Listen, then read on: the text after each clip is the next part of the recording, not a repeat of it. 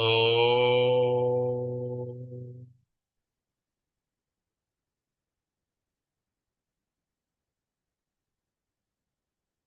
श्रीमन्नारायण नारायण नारायण भजमन नारायण नारायण नारायण। बोलिए भागवत भगवान की जय। सभी भगवत भक्तों को बहुत बहुत अनंत शुभकामनाएं। आज श्रीमद् भागवत के महात्म्य का सप्तम श्लोक, सातवां श्लोक प्रारंभ कर रहे हैं। श्रेयसां यद्भवत् श्रेयः पावनानां च पावनम् कृष्ण प्राप्तिकरं सस्वत् साधनं तद्वदाधुना। इसका अन्वय है श्रेयसाम यत् भवेत् श्रेयः पावनानां च पावनम कृष्ण प्राप्तिकरम सस्वत् साधनम तद्वद अधुना। अर्थात इस समय, अधुना का मतलब अब। शौनक जी कह रहे हैं श्रेयसाम, श्रेयसाम का अर्थ है कल्याण करने वालों में भी जो कल्याणकारी हैं। श्रेयसाम यत् श्रेयः, कल्याण करने वालों में भी जो श्रेष्ठ यानी कल्याणकारी है। पावनानाम च पावनम, और पवित्र करने वालों में भी जो परम पावन है। ऐसे शाश्वत, जो शाश्वत हैं, सत्य हैं, सनातन हैं, जो सत्य हैं, अर्थात जिनमें कभी किसी प्रकार का विकार नहीं आता है, ऐसे शाश्वत श्री कृष्ण की प्राप्ति, शाश्वत कृष्ण प्राप्ति करम भवेत तत्साधनम अधुना वद। शाश्वत श्री कृष्ण की प्राप्ति कराने वाला हो ऐसा साधन इस समय हमें बतलाइए। हे सूत जी, हमें बतलाइए। चिंतामणिर्लोक सुखम सुरद्रुः स्वर्ग संपदम प्रयच्छति गुरुः प्रीतो वैकुंठम योगी दुर्लभम। चिंतामणि, इसका अन्वय है चिंतामणि लोक सुखम सुरद्रुः स्वर्ग संपदम प्रयच्छति गुरुः प्रीतः वैकुंठम योगी दुर्लभम। शौनक जी कहते हैं चिंतामणि ही अर्थात चिंतामणि, लोक सुखम सुरद्रुः अर्थात लौकिक सुख और कल्प वृक्ष, स्वर्ग संपदम स्वर्गीय संपत्ति दे सकता है। कल्प वृक्ष स्वर्गीय संपत्ति दे सकता है, अत्यंत सुख साधन वैभव दे सकता है। प्रीतः गुरु, लेकिन यदि गुरु प्रसन्न हो जाए तो योगी दुर्लभम, योगियों को भी कठिनाई से मिलने वाला वैकुंठम, वैकुंठ देता है। प्रयच्छति, वैकुंठ दे सकता है। इसलिए चिंतामणि ही लौकिक सुख और कल्प वृक्ष स्वर्गीय संपत्ति दे सकता है, किंतु प्रसन्न हुआ गुरु योगियों को भी दुर्लभ कठिनाई से मिलने वाला जो वैकुंठ है, उस वैकुंठ को देने का सामर्थ्य यदि किसी में है तो गुरु में है। बोलिए सदगुरुदेव भगवान की जय। इस प्रकार से शौनक जी सूत जी से अनेक जिज्ञासाएं प्रकट करते हैं, तो सूत जी उसके प्रत्युत्तर में कहते हैं प्रीति ही सौनक चित्ते यतो वच्मि विचार्य च सर्व सिद्धांत निष्पन्नम संसार भयनाशनम। इसका अन्वय है प्रीति ही सौनक चित्ते ते ही अतः वच्मि विचार्य च सर्व सिद्धांत निष्पन्नम संसार भय नाशनम। कहते हैं सौनक जी, हे सौनको, ही चित्ते चित्ते, अर्थात आपके, क्योंकि तुम्हारे चित्त में प्रेम है। चित्ते ते ही प्रीति ही, अर्थात आपके चित्त में बहुत अधिक प्रेम है। अतः इसलिए विचार करके, विचार्य ही सर्व सिद्धांत निष्पन्नम, सभी सिद्धांतों से सिद्ध हुए, समर्थ सभी सिद्धांतों का जो एक मत है, सिद्धांत है, उस उसमें सभी सिद्धांतों से जो सिद्ध है कि संसार के भय के नाश का जो एक निचोड़ है, सार है, उस संसार के भय के नाशक सिद्धांत को, उपाय को, तरीके को मैं कहता हूं। विचार ध्यान से सुनो। भक्त्योगवर्धनम यच्च कृष्ण संतोष हेतुकम, तदहं तेभिधास्यामि, तदहं तेभिधास्यामि, सावधानतया शृणु। इसका अन्वय है, भक्ति ओगवर्धनम यच्च कृष्ण संतोष हेतुकम, तत् अहम ते अभिधास्यामि, सावधानतया शृणु। यत् भक्ति ओगवर्धनम च, जो भक्ति के ओघ माने प्रवाह को बढ़ाने वाला, तथा कृष्ण संतोष, श्री कृष्ण को संतुष्ट करने वाला कारण है। श्री कृष्ण संतोष हेतुकम, कृष्ण को प्रसन्न करने का जो कारण है, तत्ते अहम, वह तुमसे, तत् वह, ते तुमसे, अहम मैं, अभिधास्यामि वर्णन करूंगा। तुम सावधान होकर, सावधान तया, सावधान होकर श्रृणु सुनो।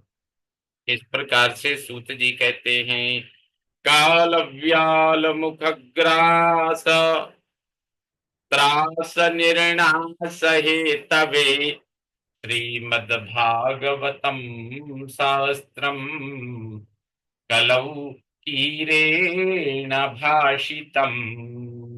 अन्वय है, काल व्याल मुख ग्रास त्रास निर्णास हेतवे, श्रीमद्भागवतम शास्त्रम कलौ कीरेण भाषितम।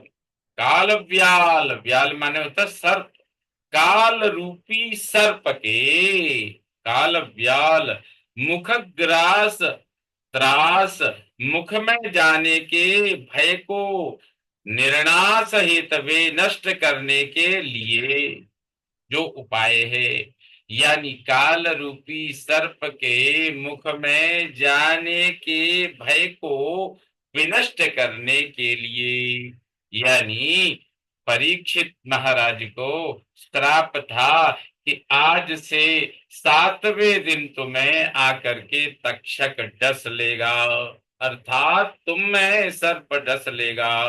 तो उसके मुख में जाने के भय को नष्ट करने के लिए श्रीमद्भागवतम, यानी श्रीमद्भागवत शास्त्र, जो महान पथ प्रदर्शक, कल्याणकारी, जीव मात्र के कल्याण के लिए जो श्रीमद् भागवत शास्त्र है, विशेष प्रकार से कलऊ, यानी कलियुग में, जिसे किसने कहा, तो बोले कीरेण भाषितम, अर्थात सुखदेव जी महाराज, कीरेण, कीर का अर्थ होता है सुख, उस कीरेण, कीर के द्वारा, तृतीया एक वचन है, इसलिए कीरेण भाषितम, सुखदेव जी ने जिस भागवत की कथा का श्रवण कराया है, वह भागवत पुराण, भागवत शास्त्र, शस्त्रम,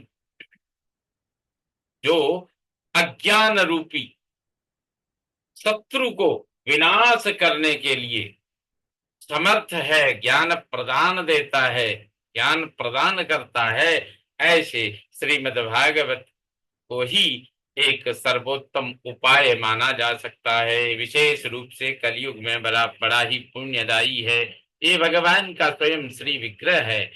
एतस्माद् परं किंचिन मनः शुद्ध्यै न विद्यते जन्मांतरे भवेत् पुण्यम तदा भागवतम लभेत्।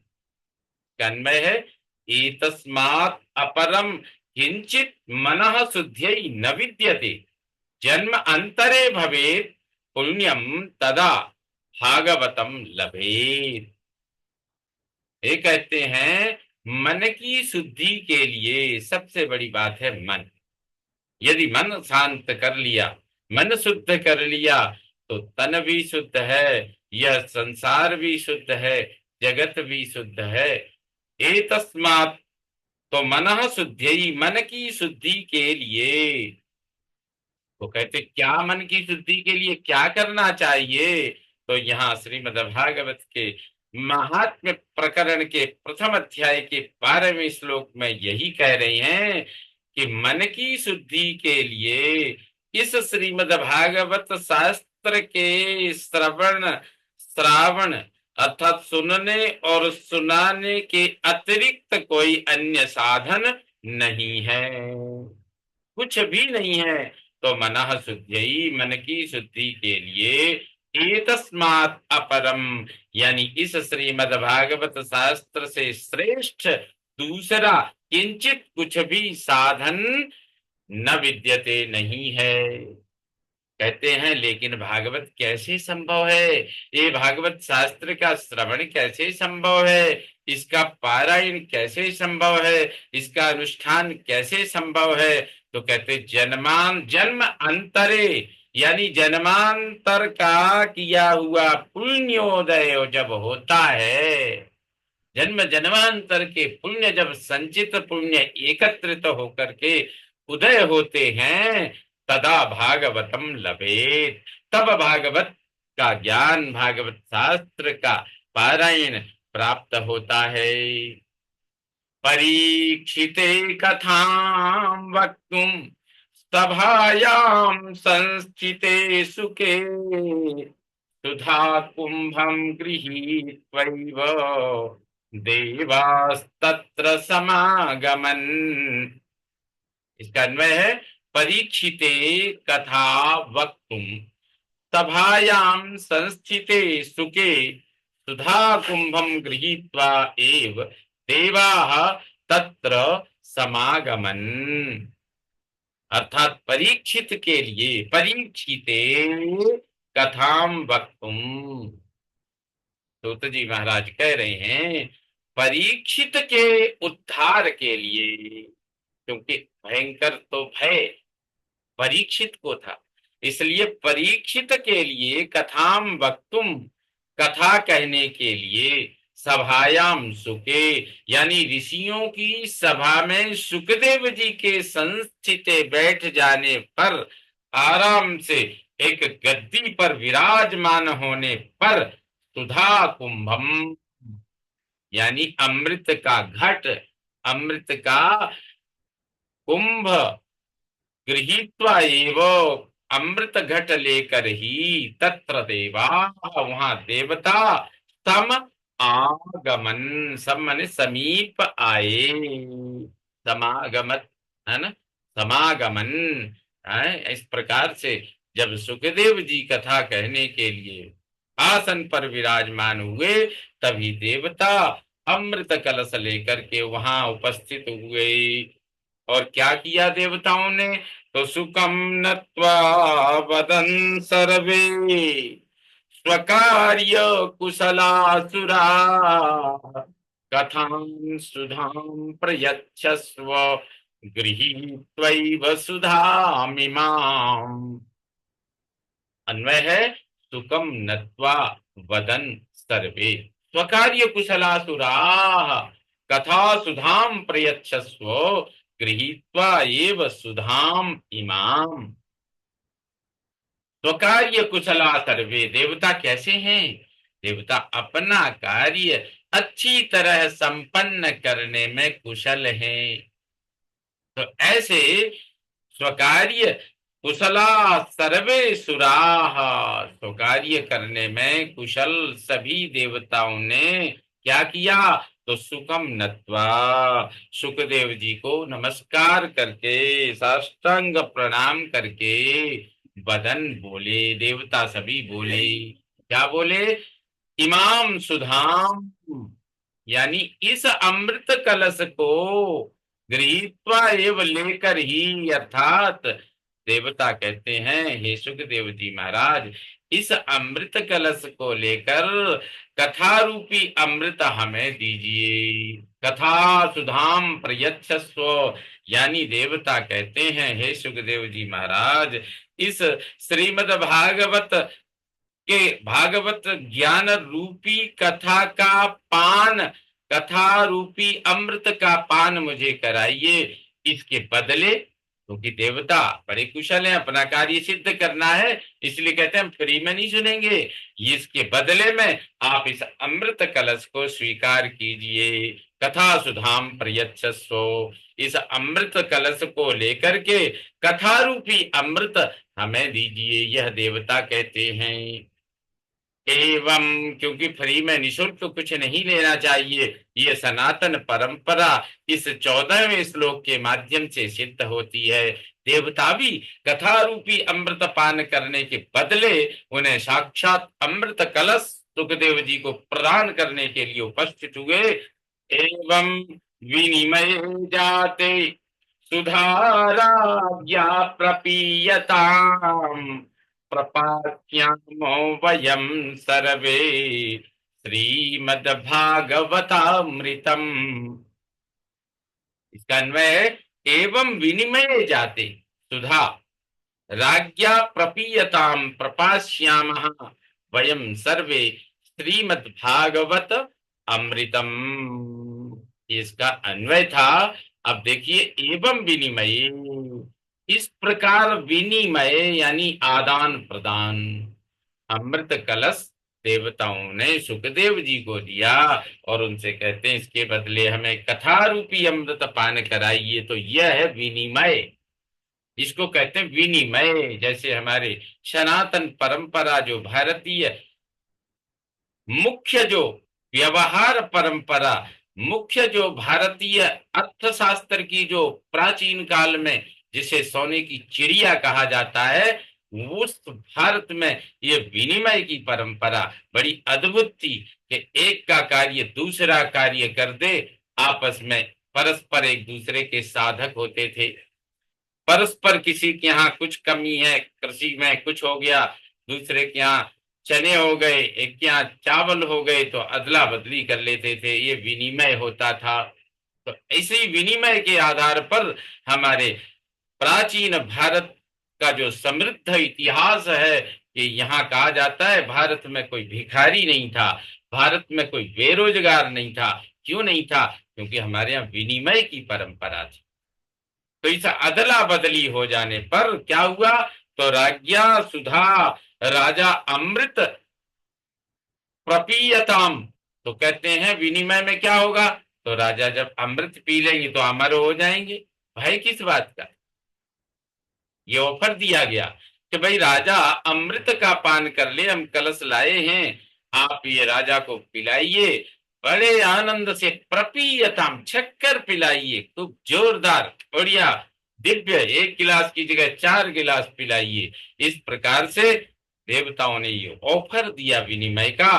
कहते हैं वयम सर्वे, कहते हैं राजा परीक्षित को तो अमृत पिला दीजिए, और हम सब क्या करें? क्योंकि स्वकार्य कुशला देवाः, देवता अपने कार्य में कुशल हैं। कहते हैं और हम सब श्रीमद् भागवत रूपी अमृत पिएंगे। कहते हैं परीक्षित को तो एक कलश, अमृत कलश लाए हैं, अमृत पिला दो, और हम सबको हे सुखदेव जी महाराज आप श्रीमद् भागवत रूपी कथा रूपी अमृत का पान कराइए, हम अमृत पिएंगे। कितना गजब देखिए विनिमय। लेकिन वहां देखिए हमारे व्यास जी लिखते हैं, क्व सुधा क्व कथा लोके क्व काचः क्व मणिर्महान् ब्रह्मरातो विचार्यैवम् तदा देवान् जहासः। तन्मय क्व सुधा क्व कथा लोके क्व काचः क्व मणिः महान् ब्रह्मरातः विचार्य एवं तदा देवान् जहासः। लोक इसका ये अन्वय था। अब देखिए, लोके क्व सुधा, कहते संसार में कहाँ अमृत, और क्व कथा, कहाँ भागवत की कथा। कहते कहाँ तो अमृत और कहाँ कथा। ये तो उसी प्रकार से क्व काचा, कहाँ तो कांच, और क्व महान मणि ही, और कहाँ पर महामणि बहुमूल्य मणि। तो कहाँ तो अमृत, अमृत को यहाँ कांच से तुलना दी जा रही है, और कथा को महामणि अमूल्य मणि से उसकी तुलना की जा रही है। इसलिए यहाँ कह रहे हैं कि संसार में कहाँ तो अमृत, हाँ श्रीमद् भागवत की कथा। उसी प्रकार से जैसे कहाँ तो कांच और कहाँ बहुमूल्य मणि। तो ब्रह्मराता, ब्रह्मराता का अर्थ है सुखदेव जी। ब्रह्मणि राता, जो ब्रह्म चिंतन में ही सदा लगे रहते हैं, ब्रह्म ज्ञान से परिपूर्ण हैं, ब्रह्म ज्ञान के विस्तारक हैं, प्रचारक हैं, ऐसे महान महाराज श्री सुखदेव जी ने एवं विचार, ऐसा विचार करके, यह सोच करके, तदा ह देवान, उस समय ह का अर्थ है निश्चित, तभी विचार करके उन्होंने निश्चित करके देवों से देवान जहासो, उस समय देवताओं की उन्होंने मजाक की, देवताओं की हंसी उड़ा दी। ये तुम कहाँ अमृत से भागवत की तुलना कर रहे हो, ये तो वैसे ही हुआ जैसे कांच से महान मणि, बहुमूल्य मणि की तुलना करते हो। इस प्रकार से उनका उपहास कर दिया। तदा देवान जहास, तदा उस समय विचार करके, उनका मूल्य निर्धारित करते हुए, उनकी गुणवत्ता को देखते हुए उन्होंने देवताओं का उपहास किया। अभक्तांश्च अभक्तांस्तांश्च विज्ञाय न ददौ स कथामृतम् श्रीमद्भागवती वार्ता पुराणामपि दुर्लभा। इसका अन्वय है अभक्तान तान च विज्ञाय न ददौ स कथा अमृतम श्रीमद्भागवती वार्ता पुराणाम अपि दुर्लभा। सुखदेव जी महाराज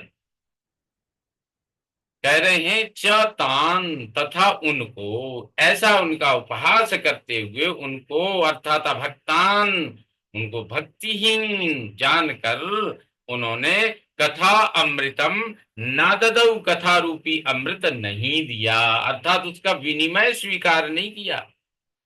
कहते श्रीमद् भागवती, श्रीमद् भागवत की वार्ता, कथा, सुराणाम, देवताओं को भी अपि दुर्लभा, यानी दुर्लभ है।